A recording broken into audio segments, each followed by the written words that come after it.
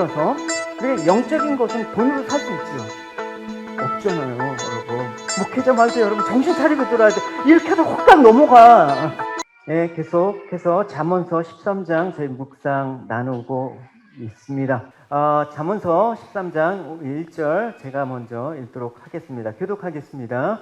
지혜로운 아들은, 지난주에 우리가 지혜로운 여인의 초청과 미련한 여인의 초청에 대해서 말씀을 나누었습니다. 그래서 지혜로운 여인의 초청에 참석해서 주의 백성으로 누리는 그 영광의 삶에 대해서 잠언서 12장은 이렇게 얘기를 하고 있습니다. 보시면 의로운 길에는 생명이 있고 그 길에는 사망이 없다라고 얘기하고 있습니다. 그러니까 지혜로운 여인이 주님의 백성들에게 주는 것은 뭐다? 생명이다. 이 근거에서 오늘 본문은 생명을 소유한 백성들이 그럼 누리는 삶의 모습은 무엇인가? 라는 구체적인 부연 설명을 하고 있는 장이 13장입니다. 그래서 이 생명을 누리는 복된 백성의 모습과 또 미련한 여인의 초청을 받아서 사망의 길에 거하는 미련한 모습과 그런 대조의 모습으로 보여주고 있는 것입니다. 그래서 오늘 본문의 시작은 지혜로운 자와 거만한 자는 각각 아비의 훈계를 어떻게 받아들이느냐 나와 있습니다. 우리 1절을 같이 읽어보실게요. 시작. 지혜로운 아들은 아비의 훈계를 들으나 거만한 자는 꾸지람을 즐겨 듣지 아니하리라. 아비라는 것은 여기서 1차적으로 육신의 부모가 될 수 있고 더 나아가서 하나님 아버지의 말씀이라고 우리가 알 수가 있겠죠. 그래서 우리가 10절에서도 보면 이렇게 나와 있습니다. 권면을 듣는 자는 지혜가 있다. 그리고 13절에 보면 말씀을 멸시하는 자는 자기에게 패망을 이루고 계명을 두려워하는 자는 상을 받느니라고 얘기를 하고 있습니다. 그러니까 아비의 교훈을 듣고 권면하는 자는 지혜로운 자다. 또 그 말씀을 듣고 두려워하며 말씀대로 사는 자는 상은 얻을 것인데, 근데 반면에 말씀을 멸시하고 꾸지람을 즐겨 듣지 아니하는 자는 결국 패망에 이르게 된다라고 말씀을 하고 있습니다. 여러분, 이제 자녀를 길러보시면 알겠지만 자녀가 하는 소리가 어떤 소리입니까? 보통 우리가 자녀였을 때와 똑같은 소리를 해요. 뭐 많이 들어요? 잔소리 좀 그만하세요. 이렇게 얘기를 하는 것이죠. 그런 불평을 제일 많이 합니다. 예를 들어서 아이들한테 야 숙제하고 놀아라 하면 아이들은 꼭 이렇게 얘기해요. 놀고 나서 숙제할게요. 이렇게 얘기하지 않습니까? 그래서 뭐 그렇게 한다고 해서 뭐 크게 잘못될 것은 없지만, 당장에 문제될 것은 없지만, 결국 이런 것들이 계속해서 있다 보면 고정된 습관이 돼요. 그래서 그렇지 않기 위해서 부모는 잔소리라는 거를 어쩔 수 없이 합니다. 이건 뭐 라떼는 말이야 이거랑 좀 다른 얘기입니다. 훈계에 비슷하는 것입니다. 그러니까 교정한다라는 의미가 있는 거예요. 여러분 좀 더 제가 이해를 돕기 위해서 얘기를 할게요. 이게 러시아 우주정거장 미르호예요. 근데 여기서 우주정거장 그 미르에서 일정 기간에 머무는 사람인 우주인들의 얘기를 들어보면 그렇습니다. 여러분 우리가 이 공간에 있으면 어떨 것 같습니까? 지구의 중력으로부터 벗어나고 또 모든 소음으로부터 벗어나기 때문에 되게 조용하고 평화로울 것 같죠. 그런 것 같아요. 근데 얘기를 들어보면 뜻밖의 매우 시끄럽다라고 얘기를 하고 있습니다. 그게 뭐냐면 이게 우주정거장이 지구를 돌 때 일정한 궤도를 쫓아서 돈단 말입니다. 그러니까 이 궤도를 돌 때 중력으로부터 완전히 벗어나면 안 되는 거예요. 또 중력이 너무 가까워서 또 안 되는 거예요. 그러니까 중력에서 벗어나면 우주 미화가 되는 거예요, 이게. 그리고 또 중력으로부터 너무 가까이 있잖아요. 그러면 지구가 당기는 힘에 의해서 추락하게 되는 거예요. 그러니까 꼭 아주 힘의 균형점에서 딱 궤도에 있어야지 얘가 중간에 흔들리지 않고 계속 그 궤도를 따라서 도는 거예요. 인공위성도 그런 거예요. 근데 그 궤도가 정확하게 돌기 위해서는 계속해서 컴퓨터로 미묘하게 오차에 대해서 계속 교정이 나가는 거예요. 그래서 관제국하고 통신이라는 걸 하지 않습니까? 그래서 그 교정을 위해서 이 정거장에 육안으로 보이지 않지만 조그만 분사기들이 많이 달려 있어요. 방향을 전환하거나 미묘하게 그것들을 교정할 수 있는 분사기 노즐이 있단 말입니다. 그래서 계속해서 이 우주정거장의 궤도를 벗어나지 않도록 조심스럽게 계속해서 교정하기 때문에 매일 이 소리가 뿡뿡, 방구대장 뿡뿡이 소리가 나요. 뿡뿡 뿡뿡 이렇게. 그게 이렇게 되게 거슬린다고 얘기를 해요. 잔소리는 사실 그런 것 같죠. 계속 듣다 보면 사실은 거슬려요. 얘기 안 해도 아는데 사실 그 잔소리를 여러분 듣기 좋은 사람이 없단 말입니다. 근데 잔소리의 근본 목적이 잔소리를 위한 잔소리가 아니라 돌이킬 수 없는 곳으로 벗어나기 때문에 잔소리가 필요하다는 것을 우리는 알 수 있어야 되는 것입니다. 그렇기 때문에 부모는 자녀를 가르칠 때 잔소리, 훈계 그렇게 하는 것이죠. 그게 사랑이에요, 여러분. 뭐 남의 자식 같으면 뭐 그렇게 하나요? 나랑 관계없는 사람이면 그렇게 하든 말든 그렇게 여러분 내버려 두죠. 여러분, 우리가 하나님 자녀 입장에서 한번 생각을 해봐요. 하나님이 우리의 삶들을 간섭하지 않고 우리가 이 세상에서 마음껏 살도록 자유롭게 내버려 두신다면 하나님이 나를 사랑하실까? 천만에요. 그렇지 않습니다. 히브리서에 분명히 말씀하고 있죠. 주님께서는 사랑하는 자에게 벌을 주시고 그의 아들로 받아들인 자를 채찍질하신다. 따라서 여러분이 받은 고난을 아버지 훈계로 알고 견디십시오. 하나님께서는 아버지가 되기에 자기 아들에게 벌 주듯이 여러분을 대하시는 것입니다. 아들을 훈계하지 않은 아버지는 어디도 없습니다. 아들이면 훈계를 받기 마련입니다. 만일 여러분에게 아무 흉계가 없다면 여러분은 사생 아이이며 참아들이 아니다. 하나님과 관계가 없는 사람이다 라고 얘기를 하고 있습니다. 그러니까 우리가 자녀를 가르칠 때 사랑하기 때문에 잔소리하는 거예요. 그래서 하나님도 우리에게 책망을 하시는 거예요. 그렇게 하지 말라, 이렇게 하라, 저렇게 하라. 근데 하나님 백성 이스라엘의 모습을 한번 보자고요. 예레미야 선지자가 자신이 전한 하나님의 책망을 유다 사람들에게 전하니까 이 사람들이 그렇습니까 하면서 돌이키는 게 아니라 듣지 아니하려고 하는 그런 태도에 대해서 예레미야 선지자가 이렇게 토로하고 있어요.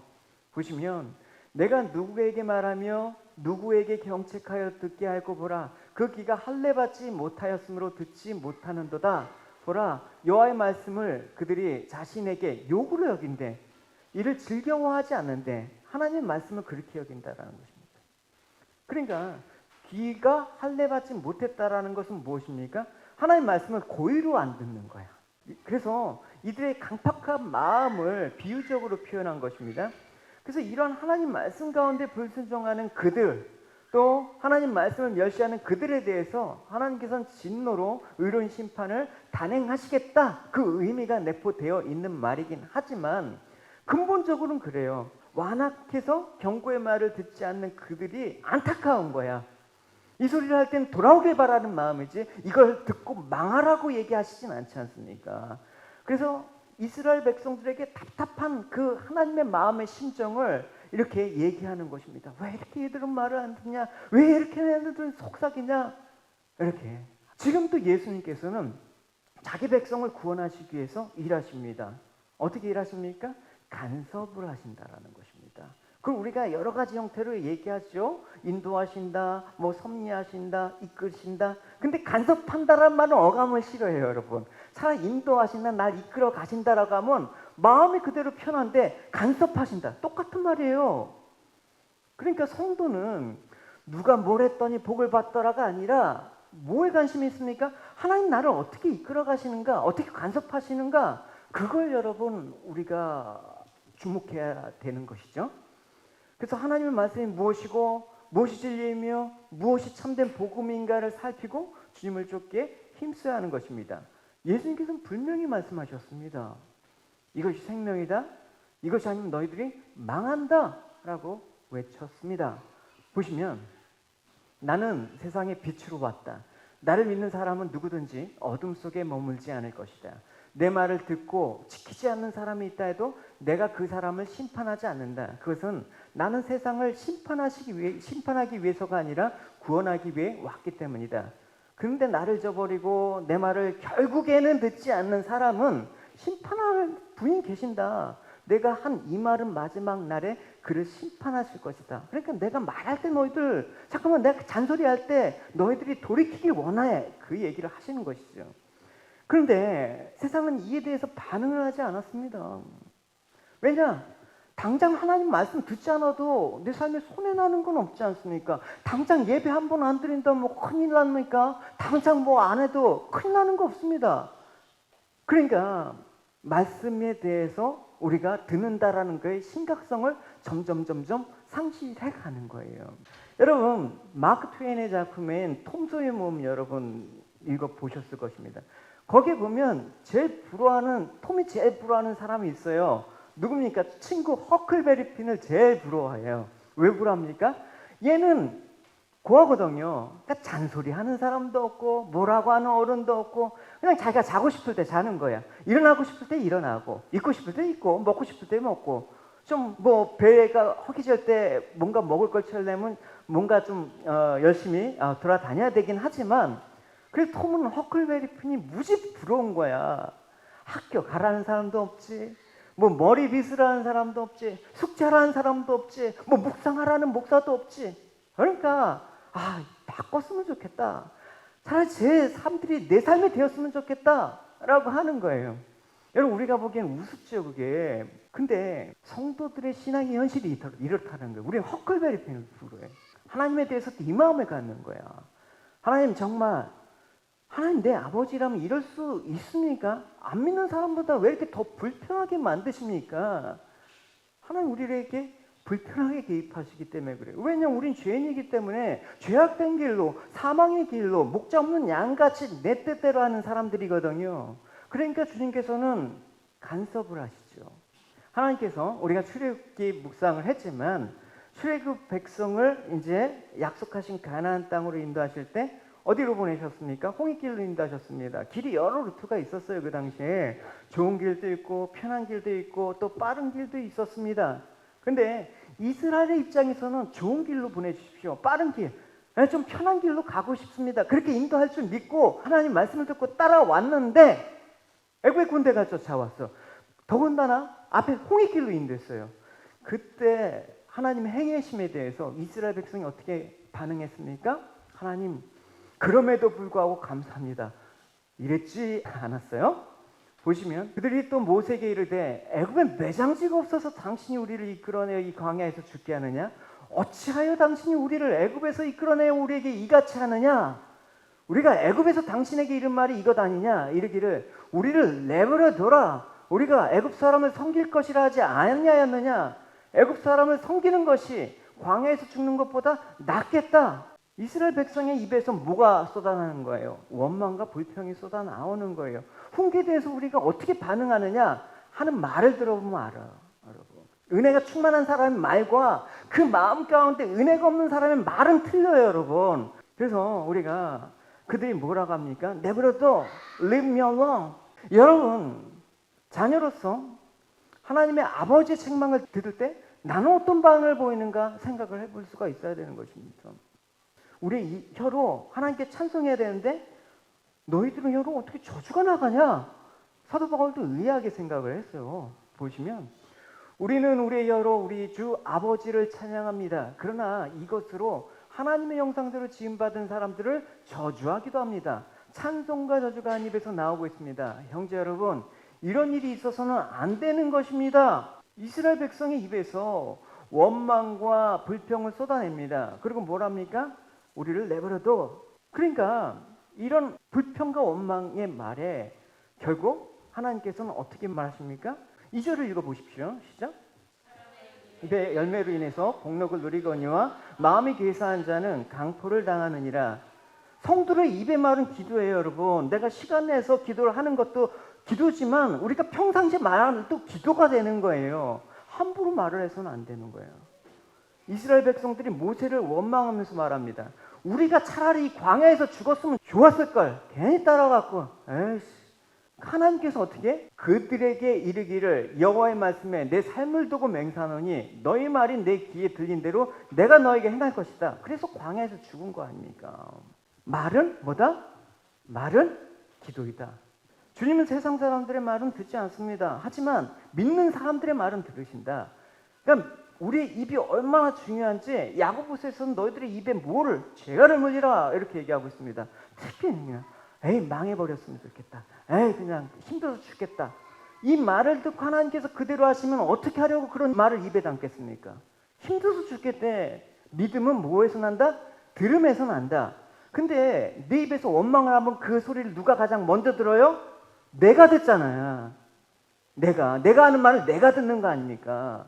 그러니까 자신이 그 원망의 화살을 자신의 인생 가운데 반영하는 것입니다. 여러분 입에서 감사와 찬송이 흘러나오시길 바라요. 할렐루야. 좋은 말도 많은데 왜 그렇게 험한 말, 저주와 불평과 악담을 갖는 말들을 그냥 쏟아내요. 독을 먹는 것 같아요, 여러분. 그래서 3절은 이렇게 말씀하고 있습니다. 입을 지키는 자는 자기 생명을 보존한다.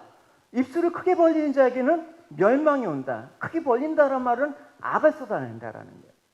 그러니까 나는 살리는 말을 하는 사람인가, 나는 죽이는 말을 하는 사람인가. 여러분, 오늘부터 여러분 예배가 끝나면 언어의 습관들이 더 좋게 바뀌기를 원해요. 할렐루야.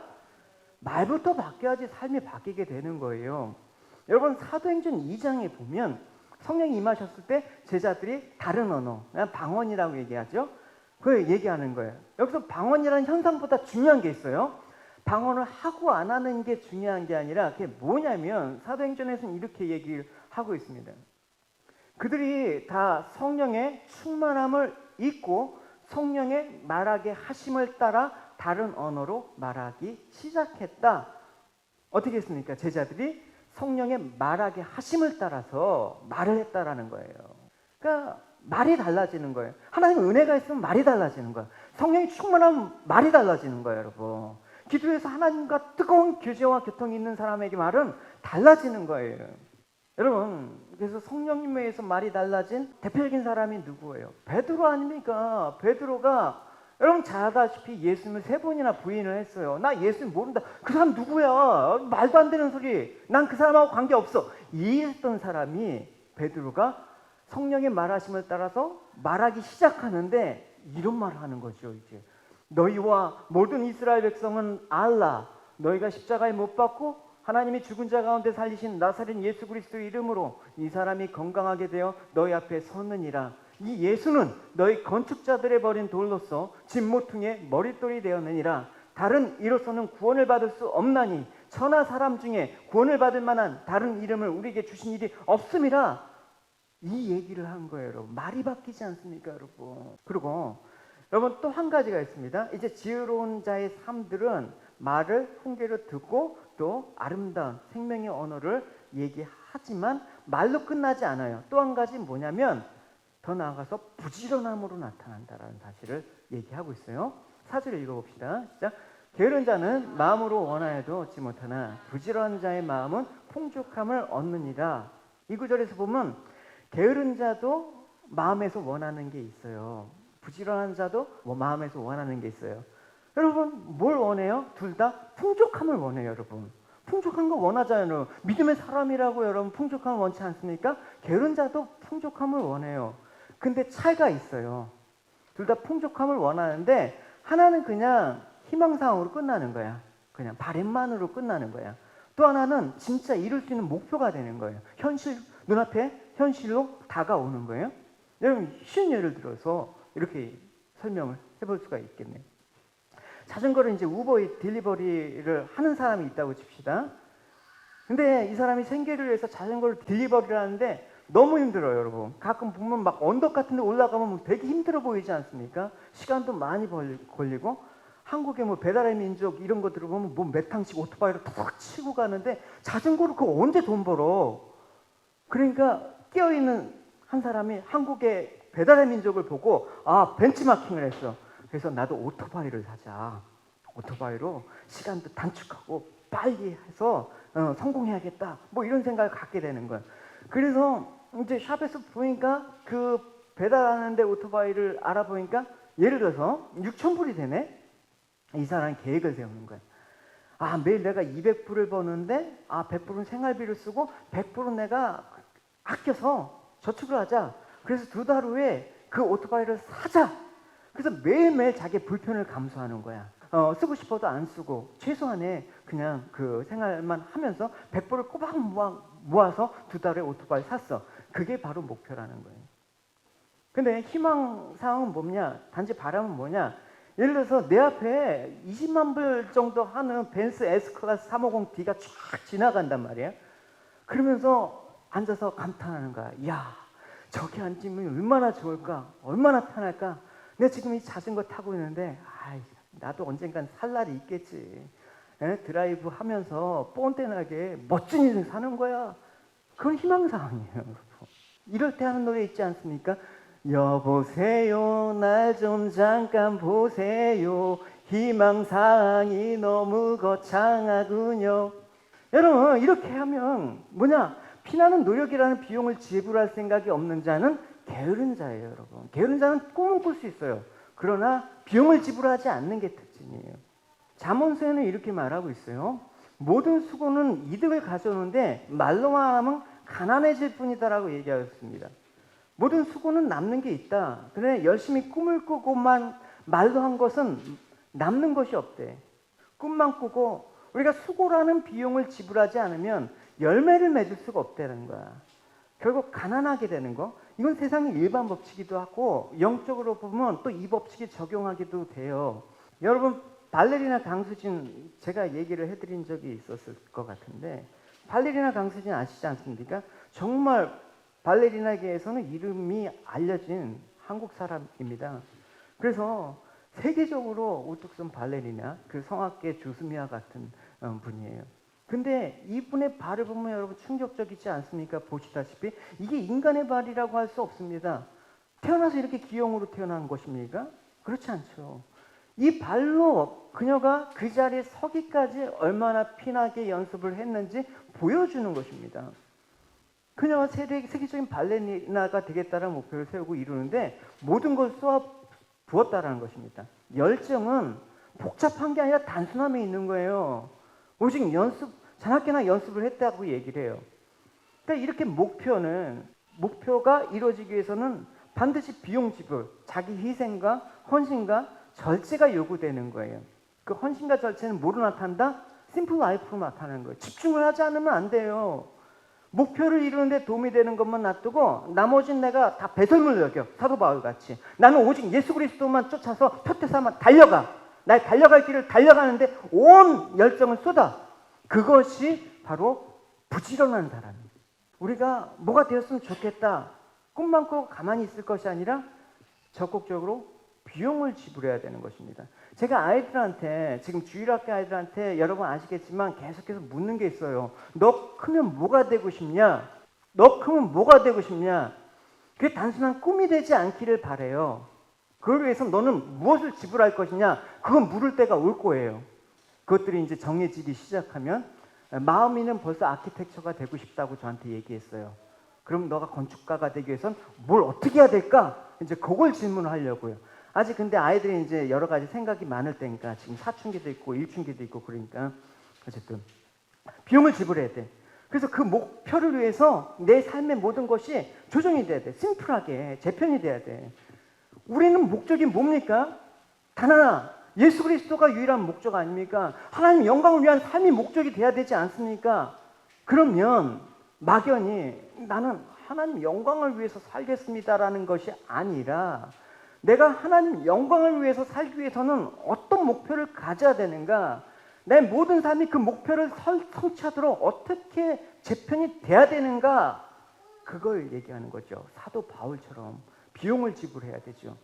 그러니까 삶을 단순화시키고 쓸데없는 에너지와 시간, 재능 소비하지 말고 먹든지 마든지 무엇을 하든지 하나님 영광을 위해서 자신을 불태워야 되는 것입니다. 내가 이거 할 시간에 이걸 한다. 선택을 해야 되는 거예요. 이것도 하고 이것도 하고 시간 남으면 묵상하고 시간 남으면 기도하고 그렇게 해갖고 어떻게 하나님 영광을 돌립니까? 비용 지불 없이 하나님의 영광을 위한 삶이라는 건 없다라고 얘기를 하고 있습니다. 우리 행위로 구원을 받는다라는 문제가 아니에요. 이거는 우리의 지혜로운 삶의 자세란 말입니다. 그래서 예수님께서 제자들이 따라오겠다라는 그 당시에 사람들이 많으니까 너희들이 제자가 되려고 하면 뭘 얘기하냐면 탑의 비용을 이렇게 얘기하면서 그래도 따라오느냐 한번 계산해봐. 너희들이 어떤 비용을 지불할지 이렇게 얘기를 하셨어요. 보시면 누구든지 자기 십자가를 지고 나를 따르지 않는 사람은 내 제자가 될 수 없다. 너희 가운데 한 사람이 탑을 세우려고 하는데 우선 앉아서 이 일을 완성하는데 얼마의 비용이 들지 따져봐야 되지 않느냐. 그러니까 어떤 사람이 사업을 계획하고 행하는데 이 일반적인 과정은 예산을 세우지 않습니까? 근데 가진 예산이 1,000불이야. 근데 10만 불짜리의 일을 시작하려고 해. 그러면 이룰 수가 없다. 기초만 쌓고 이루지 못하게 되고 비웃음을 받을 것이다.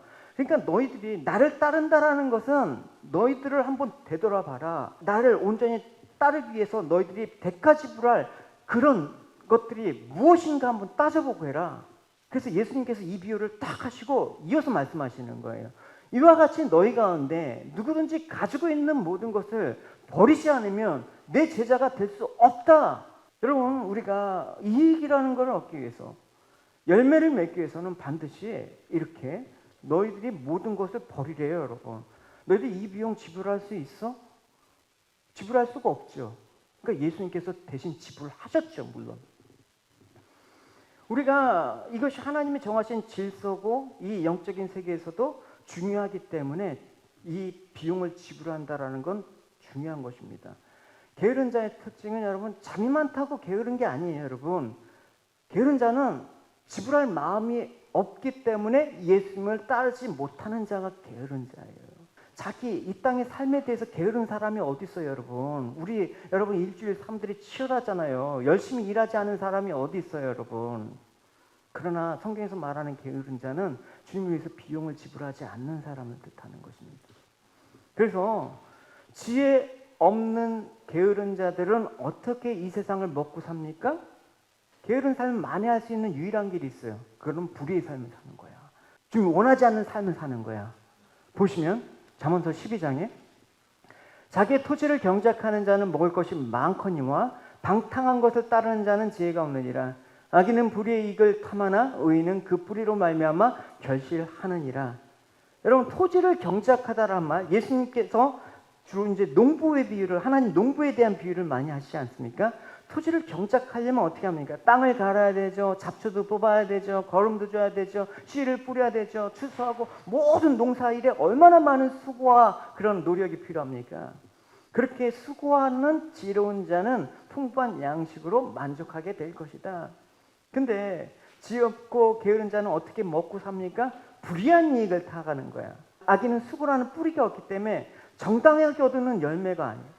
결국 게으른 자는 잠언서의 말은 불의한 자이고 왜곡된 길을 갈 수밖에 없다. 그래서 이 왜곡된 길로 가기 때문에 내가 속히 부자가 되길 원하는 거야. 요행을 바라는 거야.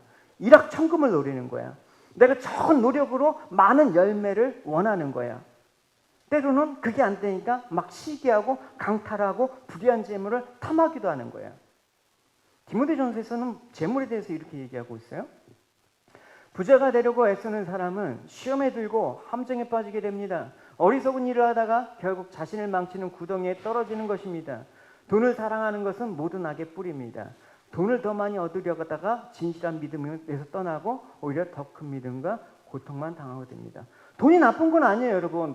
뭐가 나쁘다는 거예요? 돈을 사랑하는 마음이 나쁘다라는 거예요. 돈은 좋기도 하고 나쁘기도 하고 그 중립적인 가치가 있는데 돈이 나쁘다라고 하면 얘기가 안 되죠. 그러니까 있지 않는 자라고 하더라도 우린 근면에서 열심히 돈을 벌고 부자가 되는 거, 이게 무슨 악한 일이라고 반문할지 모르는데, 여기서 말하는 부자가 되는 것은, 경계하고 돈을 사랑하라는 것은 악의 뿌리라고 얘기하는 까닭은 경제적인 측면을 얘기하는 게 아니에요. 그러니까 경제활동이나 경제 여유에 대해서 정지하는 게 아니라 돈으로 할 수 있는 것에 궁극적인 목표와 가치를 두는 거야. 돈이 최고야. 그거에 가치를 두는 그 마음의 악의 뿌리라는 거예요. 예를 들어서 우리가 영적인 것은 돈으로 살 수 있죠? 없잖아요, 여러분. 그러니까 목회자 말도 여러분 정신 차리고 들어야 돼. 이렇게 해도 훅딱 넘어가. 그래서 예수님께서 그렇게 말씀하셨어요. 부자가 하늘나라에 들어가는 것은 낙타가 바늘기로 들어가는 것보다 어렵다. 예수님께서 말씀하신 비유의 내용이 뭡니까? 가난하면 무조건 천국에 들어가고 부자는 못 들어가. 그런 게 아니라 예수님께서 말하고자 하는 얘기는 부자와 돈을 사랑한다라는 것은 결국은 너가 세상을 사랑한다라는 얘기야 라는 것을 말하는 것입니다. 세상의 가치를 궁극적으로 목적을 삼아서는 하나님과 하나님 나라에 들어갈 수가 없다라고 얘기를 하는 것이죠. 그러니까 여러분, 우리가 물질에 대해서 바른 가치관이 필요한 것이죠. 어떤 가치관이 필요합니까? 8절은 이렇게 말씀하고 있습니다. 같이 읽어보도록 하겠습니다. 시작. 사람이 재물이 자기의 생명의 속전일 수 있으나 가난한 자는 협박을 받을 일이 없느니라. 재물이 자기 생명의 속전이라고 얘기를 했습니다. 일면 여러분 예를 쉽게 들어보면 그런 게, 어떤 사람이 이제 자식이 있는데 딸이 있는데 이름 모를 병에 걸린 거야. 그래서 이 부모가 온갖 정성을 다 기울여서 결국은 낫게 했어요. 그러니까 주변 사람들 얘기하는 거야. 와, 쟤는 돈 없으면 진짜 죽을 뻔했어. 여러분, 뭐 항암 여러분 우리가 효진이 봐서 알지만 그가 항암 할 때 비용이 엄청 들어갑니다. 그러니까 수시로 막 입원시키고 좋다라는 양약은 다 사용하고 온갖 좋다라는 치유 방법을 다 해서 결국 그 딸을 살렸어요. 그래서 결혼해서 자녀를 잘 낳고 잘 살고 있어요. 가난했다면 그 딸 잃어버릴 수가 있죠. 예, 이런 경우에는 재물이 자기 생명의 속전일 수가 있는데 어쨌든 문제는 뭐냐? 그 딸이 살아서 그 딸은 언젠가 죽는다라는 거예요. 죽은 나사로를 살렸지만 나사로도 언젠가 죽는다는 거예요. 야이로의 딸을 살렸지만 결국 그 딸도 죽었단 말입니다. 뭡니까? 영원한 생명은 얻을 수 없다라는 거예요.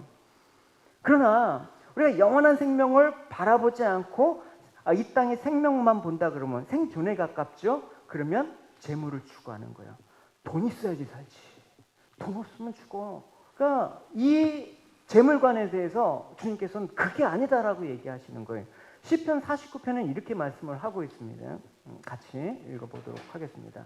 시작. 그들은 자기의 돈을 믿고 사는 사람들이며 자기들의 재물을 사랑하는 사람들입니다. 사람은 자기의 목숨을 돈으로 살 수 없으며 하나님께 목숨을 사겠다고 돈을 낼 수 없습니다. 사람의 생명값은 너무나 비싸며 아무리 많이 내어도 살 수가 없습니다. 결국 너희들이 이 땅에서 살고 있는 그 생명이 아니라 너희들이 앞으로 살게 된, 영원히 살게 된 그 영생을 말하는 거야. 그거 돈으로 살 수 있겠어? 그 얘기를 하는 거예요. 그러니까 돈이 아무리 풍부하다고 해도 그것으로 생명을 구속할 수 있는 게 아니라는 뜻입니다. Having a lot of money that does not mean restricting life. 우리 생명은 재물로 해결될 수 있는 가치 없는 것이 아니라는 거예요. 그러니까 우리 생명이 너무 귀하기 때문에 천원 만국을 값으로 지불해도 그것으로 한 영혼도 값을 치울 수 없다라고 얘기하지 않습니까? 예를 들어 볼게요. 여러분 기름값이 비싸니까 여러분 우리가 한국 사람이면 더 피부로 와닿을 거예요. 여러분 제가 어렸을 때 1차, 2차, 뭐 3차 석유 파동을 겪었기 때문에 그 어렴풋이 기억이 있어요. 왜 우리나라 꿈은 산유국이었어요. 그러니까 산유국이 부럽다는 생각이 들 수가 있어요. 근데 우리가 한 가지 잊고 있는 게 있는데 기름이 온 땅을 덮을 정도로 많다고 해도 그 기름은 생명일 수가 없다라는 것이죠. 사람 물을 마셔야지 살 수 있지 않습니까? 근데 아무리 목이 마른다고 해도 기름을 마실 수가 없지 않습니까? 그럼 이런 말을 하죠. 비싼 기름 팔아서 싼 물 사다 먹으면 되지 않느냐라는 생각을 하고 있지만 만약 물이 절대적으로 부족하면 누가 팔겠습니까? 그래도 물을 팔겠습니까? 그런 날이 올지도 모릅니다. 그런데 우리는 물의 가치를 소홀히 합니다. 왜냐하면 내 주변에서 얼마든지 쉽게 구할 수 있다는 생각 때문에 물보다는 기름이 더 귀하지라는 그 가치를 두고 사는 것이죠. 그러니까 어떻게 보면 무엇이 내 몸을 유지하는 게 내가 생명을 유지하는 데 필요한 것인가에 대해서 전혀 생각하지 않고 우리는 살아요. 사람들은 쉽게 부자를 부러워합니다. 돈만 있으면 하고 싶은 것을 모든 걸 다 할 수 있다는 생각이 지배적이기 때문에 돈 많은 사람들은 마치 복을 누리고 있는 것처럼 여겨지기 십상이라는 것이죠. 돈이 곧 사람의 인생의 큰 가치관으로 자리 잡는 거예요. 그러기에 하나님의 생명이 있다는 사실을 깨닫지 못하고 재물을 의지하는 자로 살아갈 수밖에 없다라는 것입니다. 그러나 세상의 모든 것을 다 여러분들이 모은다고 해도 그것은 우리의 영원한 생명을 살 수 없다. 영생은 예수 그리스도의 거룩한 피로만 가능하기 때문입니다. 그런데 예수님의 피가 세상에서는 멸시를 받죠. 사는 데는 아무런 도움이 안 되긴다. 하지만 이 땅에서 생존하는 시간들은 길지 않습니다. 하나님 심판하시는 날이 곧 올 겁니다. 그때는 세상에서 가치 없는 것으로 여겨졌던 하나님의 은혜가 얼마나 존귀한가를 절감하게 될 것입니다. 그래서 오늘 9절의 말씀은 이렇게 얘기하고 있습니다. 의인의 빛은 환하게 빛나고 악인의 등불은 꺼진다. And so, verse 9 says, "The light of the righteous shines brightly, but the lamp of the wicked is snuffed out." 여러분 우리의 생명의 속전이 되어주신 예수 그리스도만 믿고 따르기를 원합니다.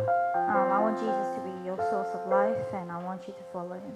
그리고 나 같은 자를 택하시고 부르시고 구속하여 주신 하나님의 은혜와 사랑을 감사하는 여러분이 되시기를 축원합니다. Be thankful that He chose people like us, and I want you to believe in His grace and love. 우리 같이 말씀을 생각하시면서 기도하시겠습니다. 오늘 세 가지 말씀 드렸어요. 뭐냐면 아비의 훈계를 즐겨 듣는 자, 그러니까 하나님 말씀을 즐겨 듣는 자, 그 다음 그 듣고 여러분이 하는 말이 생명의 말로 나가길 원하고, 또 말로 끝하는 게 아니라 부지런함으로 하나님의 부유함을 얻는 자, 이 세 가지 여러분 꼭 기억하시고, 여러분 다시 한번 이 세 가지를 놓고 우리 주님을 향한 하나님, 주님 안에 거하는 사랑의 관계 속에서 열매 맺게 달라고 우리 같이 합심해서 기도 드리시겠습니다. 같이 기도 드리시겠습니다. 주님 감사합니다. 하나님 아버지, 하나님과의 말씀을 늘 문자와 관념적인 대상으로 받아들이지 않도록 하여 주시옵소서.